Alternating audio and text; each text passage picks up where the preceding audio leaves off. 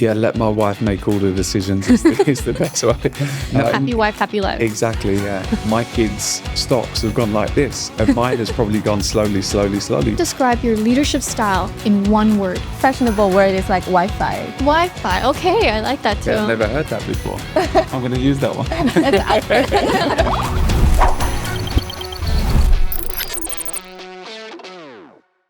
Welcome to BingX Block Banter. I'm your host, Ariel, and today we're talking about leadership under pressure. I'm joined today by two incredible leaders, the legendary Chelsea captain, John Terry, and our Chief Product Officer, Vivien Lin. Welcome to the show, you guys. Thank you. Thank you. How's everyone doing? Very good, actually. Yeah, great. We're excited for this. Perfect. If you're excited, let's break things off with a quick icebreaker. If you had to describe your leadership style in one word, what would you be? Lead by example for me. It's not one word, but it's... We'll take it. It's beautiful. What about you, Vivien? There's a textbook term called like servant leadership, but more fashionable word is like Wi-Fi to keep everybody connected and supported. Wi-Fi. Okay, I like that too. Yeah, I've never heard that before. I'm going to use that one. So I know every leader has a bit of their quirks, right? That makes them special. If you had to describe yours, do you have any pre-game superstition, John? I had so many. I'm not sure we have enough time to go through how many. For me, because we was winning so regularly, there would be, so many things. Like even on the volume on the music on the way to the stadium would have to be on an even number. Had to park in the same car park space. Like I think routine for anyone who's successful is really important. And I had probably 20 or 30 things before the game, which is difficult to process because you want to make sure everything's right. My left boot goes on before my right one, the left sock. All of these things has to be right for me. Really? Yeah. Did you have to wear your favorite pair of underwear every time or something? No, not quite. There was one urinal. So in the dressing room at Chelsea, there's 3 urinals, and this was like a lucky urinal. So every time we went to the toilet here, we won the game. So now there's a big queue every game for this one urinal. So it's like a lucky kind of mascot for the Chelsea players. What about you, Vivien? Any pre-launch rituals? Like for myself, because I really need to make sure everything is lined up, kind of like first to ensure that. So I usually will find a very quiet place to have everyone in the same meeting, and I will go through the process step by step.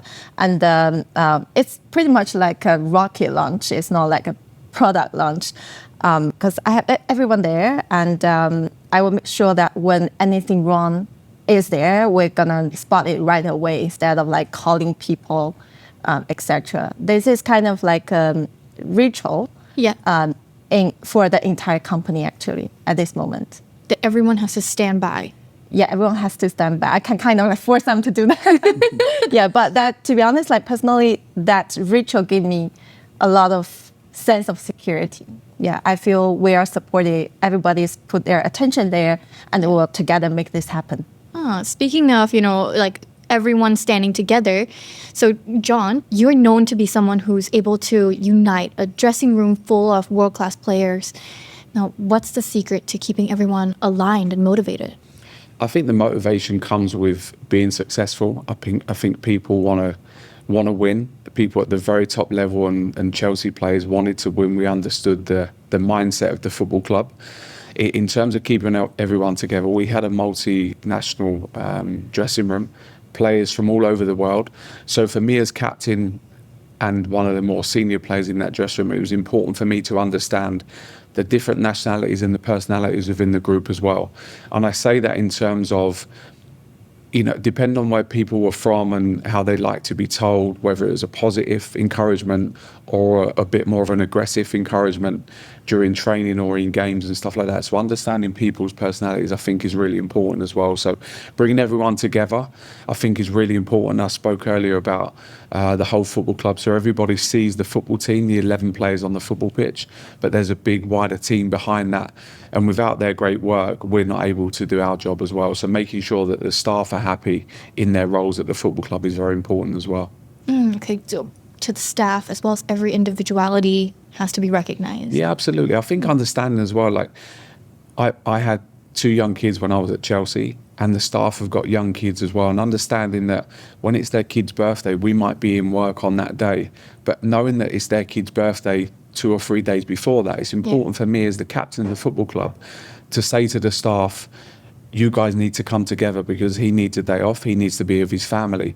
And it's little bits like that make a sacrifice from him, that he's able to go and spend the afternoon with his daughter or his son on the birthday. It sounds a small thing, but it's a big thing. So when he comes into work, he's fully focused on work, and those little things can make a big difference with people's lives. That's very wholesome. The smallest gestures mean the most. Absolutely, yeah. Vivien, does that resonate with you as well in your leadership? Yes, of course. As you mentioned, like you said, the pictures on the wall and set an example. I think that resonates with your first question, like your answer for your first question. Yes, for us, we want to do that as well, but because we're a technology company, so our progress, our updates are like step by step, small wins accumulated to something really fantastic. So for me, I actually think authorization is super important, that people need to know that they own the thing and they are the final one to be responsible for the result. People in my team, they are really motivated by the sense of ownership.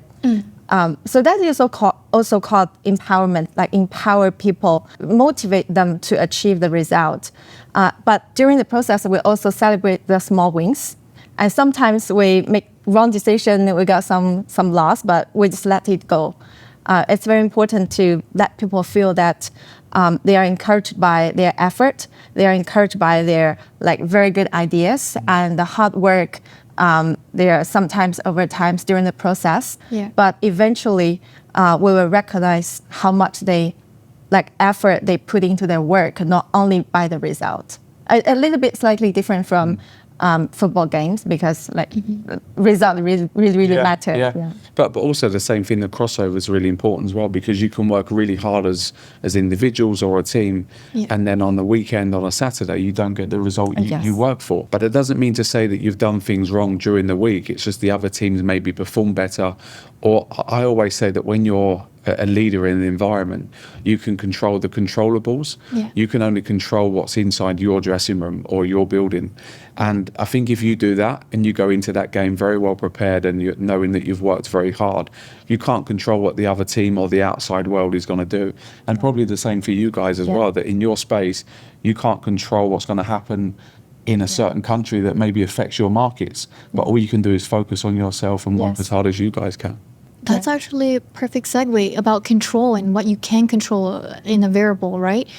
Because in crypto, it is so fast-paced. So I would love to know, Vivien, how do you adapt to immediate changes that are happening as a leader?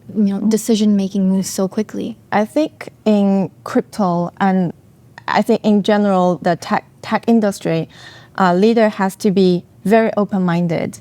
We have to genuinely embracing the new opportunities, new technologies, new business models. Be curious, not be cynical. Have more, we need to have a genuine curiosity to explore. Oh wow, this business model is looks super interesting. So let's break it down. What has happened out there? Not say, hey, I don't understand that. So let's just focus on what we do. From the senior leadership perspective, we have to be very open-minded. This is number one. Number two is that we need to learn a lot of things. We need to eyes open wide to observe what's happening in the market. Yesterday, it could be mint tokens. Today, it could be RW, and tomorrow could be regulatory shift, right? So yes, I agree with you that we are in the industry that very fast-paced. We still need to be very focused on our core strengths. We can have a lot of information intake from outside of the world, but we need to really keep our core value at the center of everything we do. At BingX, we want to make us as a very user-centric exchange. This has to be sit in every decision, why we want to do this, don't want to do that, because this kind of feature can really bring the value to our user. And why don't we want to chase the hype or do something that can make a lot of money in the short term for the company is because in the long term, we don't see much value out there. It's a matter of how we want to allocate our money, capital, energy, and focus. It's all about where you put your attention. So it always comes back to the core values, even though things are constantly changing. Yes. Speaking of being really fast-paced, I know during the games, it's extremely fast-paced. Things change. Do you adapt your leadership style when things are unexpected in the games? Yes, slightly, because you have 90 minutes or 90 odd minutes to kind of, to make the game happen and get the result that you want. So you have a strategy pretty similar to what you said there, Vivien, where you kind of have a strategy going into that game, but also being in that environment, you're going to have to adapt to make decisions very quickly. Now, we're lucky because we have a manager on the side of the pitch that makes those big decisions, and that's what he's paid for. But there's certain moments on the football pitch that the experienced players will make those decisions. I think having the responsibility, what I love about leadership is having the responsibility. Now, I'm not saying that I'm going to get everything right, but I love having the responsibility of saying, this is what we're doing, getting all the team to come with me. Yeah. And if you get it right, great. If you get it wrong, I don't mind that, because you make a decision, everybody comes with you. I think that's really important. But I love having the responsibility of making those big decisions. And I think people or leaders in the world, not only of sport, but across the world as well, I think they really enjoy making those big decisions. Right. You actually talked about how it's not just you making the decisions, but you accepting what one team member says as a decision and all coming together. Yeah. Right? Yeah. So But is it also... You touched on it as well, listening to other people, having their voice and having their opinion as well. And because somebody's 21 doesn't mean to say they haven't got the right opinion, because I'm 35 years of age and I've got a little bit more experience than those guys. People have those quick inputs and those decisions, and they might see something differently. Also, my kids see the world in a completely different space how I see it. So my kids invest, and they wanted to invest in certain things of gaming and, crypto and all of this. But for me, that wasn't my world that I grew up in. But my kids' stocks have gone like this, and mine has probably gone slowly. But the kids are of a new generation, so they have new, fresh ideas. Yeah. Because they're 21, 19, doesn't mean to say they're wrong. It's important as a leader to listen to all of that and make that quick decision when you need to. I think your kids will get the meme if I say you go stocks, they go stonks. Stonks. Yeah. Don't undervalue the collective wisdom. Yes, exactly. It makes a lot of difference for the entire team. Like even for those most junior people, they will input their thoughts, their observation about the new trend, about the new opportunity. And when you listen to them, it's, oh yes, I didn't know that. It's very interesting to know. It's always there's that aha moment in my working my career. The summation of leadership really comes down to listening to your people, that all voices matter. And it's really how do you select who you listen to? Yeah, there's an old, I read a book, I can't remember which book, I'll have to let you guys know, but it was on leadership in Norway. So Norway have a lot of snow. When it snows, a lot of the cars can't get to work, or the people can't get to school. And on the board of the government was 12 men. There wasn't one woman on the board of the government. Yeah. So now they employed 2 women to sit on the board of the government. So now you get a different perspective of how you're seeing things. So that the men get in their cars and drive to work, but it's the mums that have the kids that are walking to school. So they were clearing the roads, but they wasn't clearing the pathways for the mums to walk. So the mums couldn't get the kids to school. So now the mums are saying, let's clear the pathways. So now the mums can now walk their kids to school. But as a man, you're sitting in the room and you're saying, we have to clear the roads, we have to clear the snow from the roads. It wasn't just that. It's the playgrounds, it's the pathways that the mums are walking, and the kids are walking safely now to school. But you get different people in that room, and you get a different perspective of how people see the world. I think is very important. I've gone off subject there, but it's a really good topic, I think. No, it is a really good topic, and actually, I'm happy to riff off of it because, as a female leader in the space, crypto talks about mass adoption all the time. Yeah. But mass adoption in crypto is currently still a majority of men. So I think, Vivien, as a female leader in the space, do you have any thoughts on that? I think a very good phenomenon now in crypto side is like you can see a lot of like growing number of female leaders growing in this industry, like myself, the CEO in another exchange. Actually, you see many CEOs in other exchange project team, they are all women. Because we're in a retail business focus kind of sector, it's very important to listen to our customer, to reflect on their needs. And this kind of job, like from the psychology perspective, is something women and female are more good at. To be honest, I think women working in this industry, they could be both soft and very tough. So to be honest, I don't see much gender difference in tech industry. But I have to admit that when I was in traditional finance, it's indeed a huge difference about the job a man can get, but a woman cannot. But not much in crypto. Yeah, that's a good thing about our industry, because now we promote gender equalization and we promote a lot of very, I think, humane concept. So I think it's a good place for young generation who want to pursue like equal opportunity. For the young generation of women, especially to pursue a career in tech and a very fantastic space to grow their career. In terms of your leadership principles, what would you say your core values are that you can translate to, the boardroom, like our offices? I always mention resilience. Yeah. Because we have a lot of, because the market is very challenging. And the competition, to be honest, is getting worse and worse nowadays. Like everybody's trying to enter into this industry because money's here and a lot of new opportunities here. So we actually living in a tough time. Plus, we are human. We make decisions. Some are right, some are wrong. So it's always important to stay on our track, even if we got some bad feedbacks, temporary feedback, bad feedbacks from the market, from our user. We need to figure out, okay, if this is something we really want to do, for example, we want to provide the long-term value to our community, we really care about the innovation part of our business and our products, we have to stick to it. But having said that, we still need to have that kind of agility to adjust and switch our strategy to get a better fit in the market trend and in what user really want. So yeah, it's all about resilience, how you handle your own stress, especially when you can't get positive feedback temporarily. You just need to hold to it and continue working. Okay, like be resilient, be determined, keep going.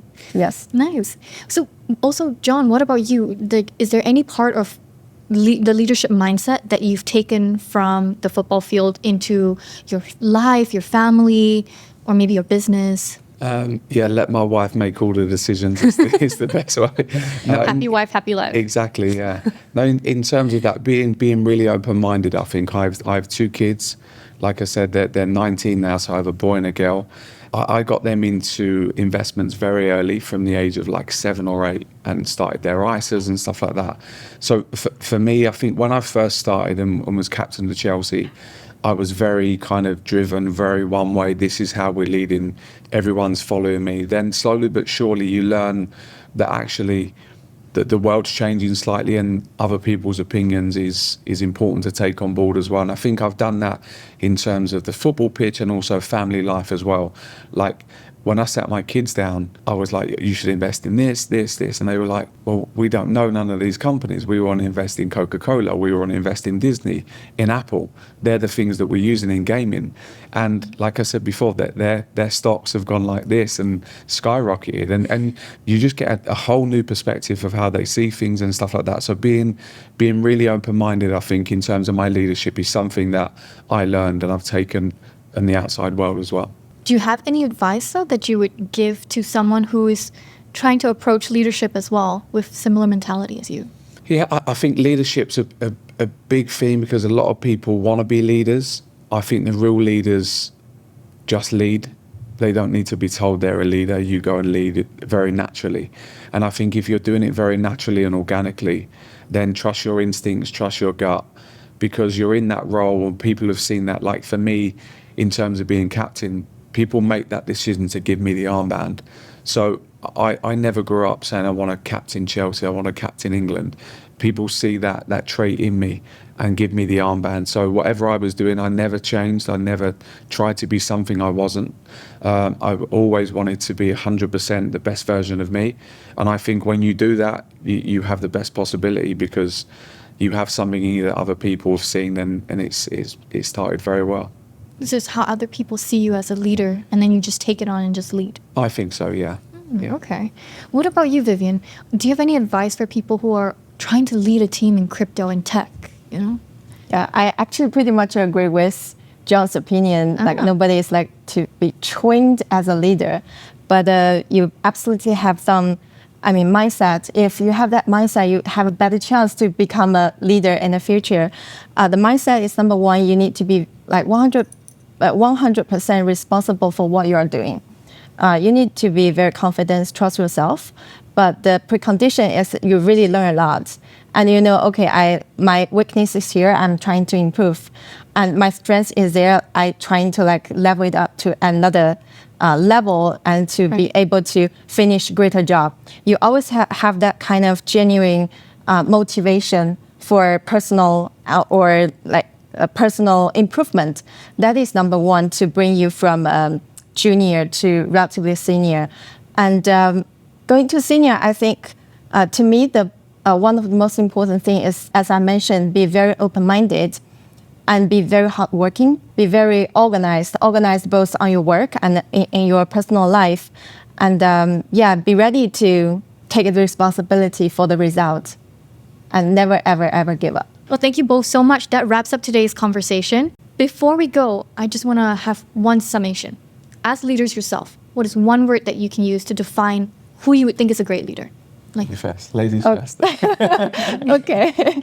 One word. It's one word. One word. Oh, fine. I'll put it a sentence. Okay. I think good leader is an anchor in a storm. That you take responsibility for the results and you solve the conflicts, and you will be the one that when other people feel the setbacks, have the confidence to turn to, and you can like work together to find a solution. So I think good leader is an anchor in a team. An anchor, I like that. Very good answer. Very good. Yeah. Mine's not going to be as good as that. No. Let's finish there. Done. No, for me, the key word you said in that was responsibility. I mentioned it earlier. I think being responsible for the decisions. I think when you're a leader, and how I want to be remembered as a leader is you're not always going to make everyone happy. You have to understand that upsetting people at times is part of the job and the process, but you're all searching for that one goal, and understanding that if you want to make people happy, sell ice creams. That will make people happy. Being a leader is about taking responsibility, and I think that's what I love doing most, is making those big decisions at those big moments when the whole world is watching, of people are looking of what to do. I was the one at the front kind of leading, and that's how I would want to be remembered. That's the truth. As a leader, you're not going to make everyone happy, and that's something you have to take on. John, Vivien, thank you guys for being here today. Thank you. I enjoyed that. Thank you very much. Thank you very much. Thank you for coming. If you like this content, do subscribe for more. And I hope that you lead with purpose wherever your field may be. Bye.